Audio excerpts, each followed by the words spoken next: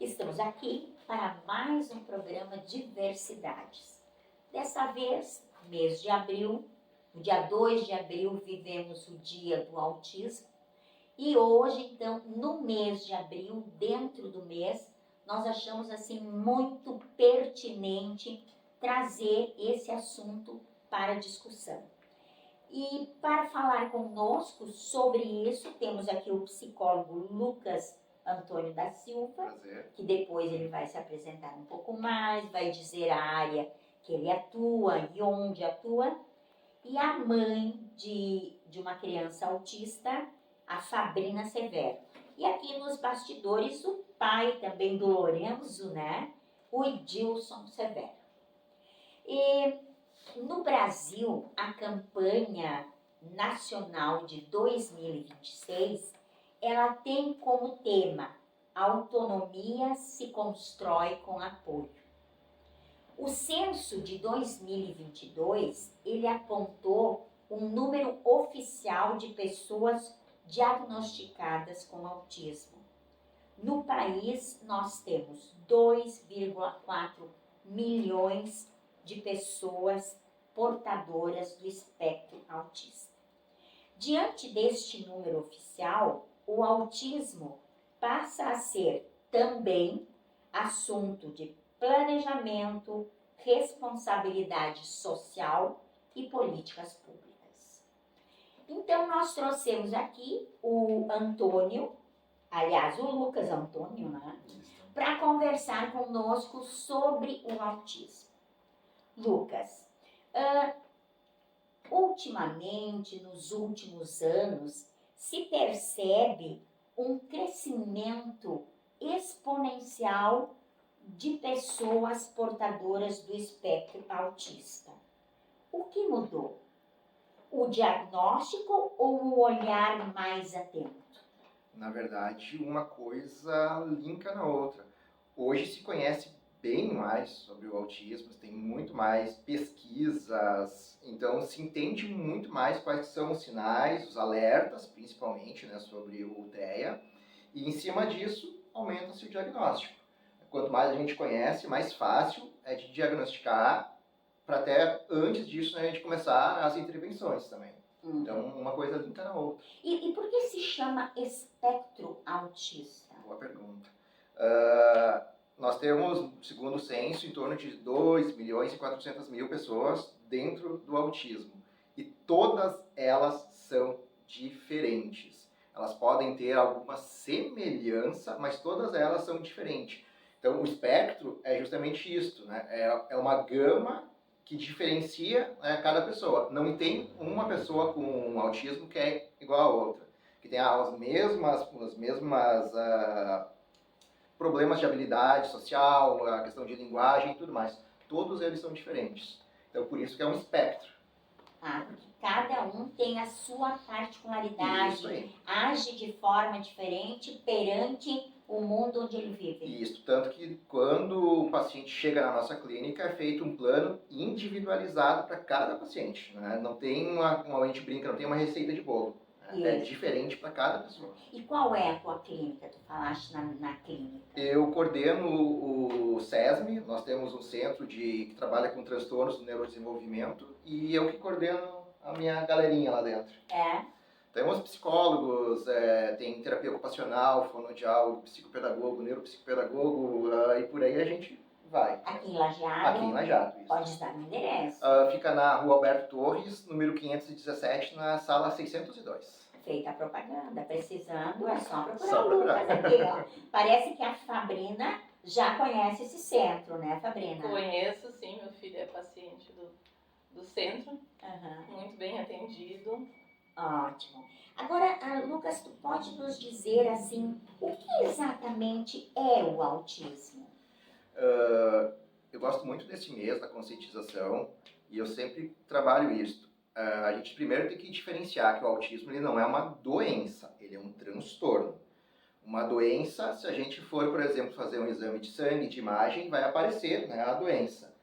No autismo, não. A gente pode fazer qualquer exame de imagem que for, ele não vai aparecer, tá aqui o autismo. Então, essa é a principal, né, diferença que a gente coloca, né?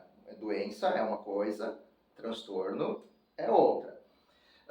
Em cima disso aqui, a gente trabalha, né, as dificuldades que cada paciente vem, né? Por isso que a gente diz, tem uma avaliação e em cima disso que nós vamos trabalhando. A principal forma de conscientização que eu sempre digo é esta, né? Não é uma doença, é um transtorno. E esses transtornos, eles vêm de forma muito diferenciada. Dá para dizer um que seja mais comum? Na verdade, assim, pegando o diagnóstico, indo para a minha área, né, psicodiagnóstica, a gente tem uma tríade que a gente chama de coisas que apresentam. Então, a criança tem que ter dificuldade na interação social. Então, é uma criança que ela não gosta de brincar com outras crianças, ela não consegue manter um contato visual, não é? Ela tem essa dificuldade. Ela tem uma questão de comunicação, um atraso de comunicação, principalmente depois do primeiro ano de vida. Então, é uma criança que fala pouco ou quase nada. Então, é um outro ponto. E tem uma questão de comportamentos repetitivos. Eu gosto de brincar somente com um brinquedo. Eu gosto de... eu tenho uma rotina que é específica, mudou aquela rotina, eu não me sinto bem. Então, tem que ter essa tríade que a gente diz para o diagnóstico. Além disso, tem uma questão sensorial muito grande também. Tá? Que por exemplo, uma criança que tem muito medo, né, de um barulho, um cheiro, não gosta de um tipo de roupa, mas não é não gostar, é não conseguir realmente usar. Né? Então, a gente diz que tem essa tríade. Desses 4, 3 tem que ter pelo menos para que a gente consiga identificar. A minha próxima pergunta, Lucas, seria exatamente nesse sentido. O que os pais, o que os professores devem estar atentos, a que características eles devem estar atentos para dizer, não, é hora de eu buscar ajuda de um profissional para ver o que está acontecendo. Seriam essas, então, as principais? Essas as principais. Na escola, principalmente, aquela criança que quando a gente tenta colocar ela num grupo para brincar, ela não se interessa, ela não consegue compartilhar um brinquedo. A gente diz que não tem um brincar funcional. Por exemplo, eu tenho vários carrinhos, né, em vez de eu brincar com o carrinho, eu alinho meus carrinhos. Né, então, tem vários detalhes que tem que colocar. A questão da linguagem é o que mais chama a atenção. Né? Uma criança que não se comunica. Dificuldade de falar ou não se comunicar? Ela não fala, ela não se comunica também. Que falar é diferente de se comunicar. Sim, né? Ela não fala e ao mesmo tempo ela não se comunica. Ela não busca a interação com o par. Então, essa é um principal ponto, né, que é o gritante que aparece. E aí tem a questão sensorial também. Né? A gente pode ver aquela criança que caminha na pontinha dos pés, aquela criança que, por exemplo, passa uma moto fazendo um barulho, ela não é que ela está com medo, ela entra em desespero, ela põe a mão no ouvido, são pontos bem específicos assim que são identificáveis. E esse diagnóstico, fazendo antes ou fazendo depois, porque hoje em dia o que se percebe que são adultos que se descobrem autistas, né? E qual é a importância de ter esse diagnóstico de forma mais precoce? Quanto mais precoce o diagnóstico, mais fácil é para que a pessoa adquira as habilidades que ela tem dificuldade. Nós sempre colocamos que do 0 até os 6 anos é a idade de ouro. É onde o cérebro está em 100% do desenvolvimento, então é ali que a gente trabalha... Do 0 aos 6 anos. Aos 6. Que é onde que o cérebro está em 100% da potência dele. Então, quanto antes a gente identificar esses sinais, essas dificuldades da criança, mais fácil é para ela conseguir aprender. Não que depois ela não vá aprender, a gente sempre diz isso, né? Ela aprende igual, só que é mais lento, é mais difícil. Hoje a gente coloca que a partir de 1 ano já dá para identificar bem se a criança tem, né, um diagnóstico do TEA ou não. A partir de 1 ano? A partir de 1 ano a gente já tem vários protocolos que conseguem identificar. Inclusive dentro da carteirinha de vacina, se a gente pegar, bem no meio da carteira de vacina tem os marcos do desenvolvimento.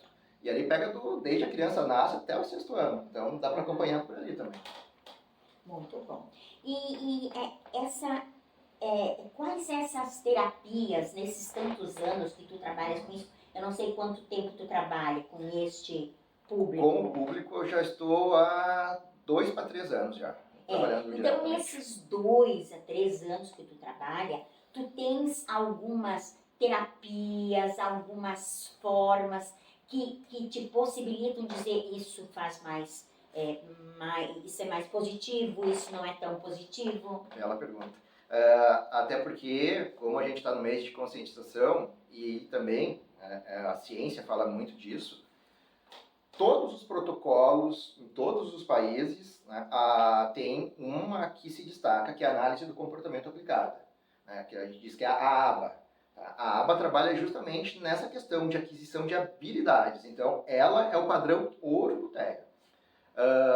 Outras vão dar conta, outras abordagens, outras teorias, a gente diz que sim, mas com muita dificuldade. Então, sempre que me perguntam, Lucas, o que tu indica? Análise do comportamento aplicado. Tem vários protocolos, vários registros, e é que a ciência mostra que tem o melhor resultado. São atividades, diremos, que tu aplicas, ou testes que tu aplicas? O que é feita uma bateria de testes com a criança. Em cima disso aqui é individualizado, né, o tratamento da criança. E ali em cima a gente percebe aonde a criança tem as dificuldades. Se é uma dificuldade de interação, se é uma dificuldade de linguagem, cognitiva e tudo mais. Exemplo, a gente trabalha com montar quebra-cabeça. É algo que é dentro do análise do comportamento a gente trabalha, né, que trabalha motricidade, trabalha formas, trabalha tudo isso. Então a gente trabalha no brincar com a criança, a gente vai também desenvolvendo as habilidades que precisa. Eu acho interessante que enquanto o Lucas fala, a Fabrina concorda, né? Porque a Fabrina tem todo este conhecimento, né? Quer fazer alguma interferência, pai? Fique bem à vontade. A Fabrina deve ter todo essa vivência, né? Que comprova o que o Lucas vem falando, né? Exatamente. Lucas, então nos diga assim, nesses 3 anos que tu trabalhas com isso, como tu percebe essa abordagem da sociedade? Como tu percebes o acolhimento das escolas? Por mais que tenha evoluído, e evoluiu muito, se a gente pegar, por exemplo, 10, 15 anos atrás, ainda tem bastante dificuldade. Eu sempre falo para as minhas mães que a gente também tenta trabalhar com as crianças, né, que vêm para a nossa clínica, para preparar ela para o mundo. Porque o mundo ainda não está preparado para o diferente. Né? Então tem muito disso. E a Fabrine, talvez ela vai se identificar com a fala da grande maioria das minhas mães, né? Que quando eu converso com elas, a maior preocupação que elas trazem é: e se eu não estiver hoje, amanhã aqui? Sim, gente. Então é isso que a gente trabalha muito. A falta, né? A grande questão. A preocupação com o futuro. Exatamente. Porque infelizmente melhorou muito, mas ainda há muito a melhorar. Pois nós estamos aqui no Diversidades de hoje falando com o psicólogo Lucas, né? E com a mãe Fabrina, que agora vai colocar um pouco mais das suas vivências. E nos bastidores aqui o Edilson Severo também, que é o marido da Sabrina e poderá colaborar, né, no que for necessário. E sempre lembrando que estamos aqui com o patrocínio do Mercado Seleto de Apoio do Meio, bem lá no centro da cidade, na rua Dr. João Carlos Machado, onde você encontra tudo que precisa para o seu lar. Voltamos em seguida para o segundo bloco.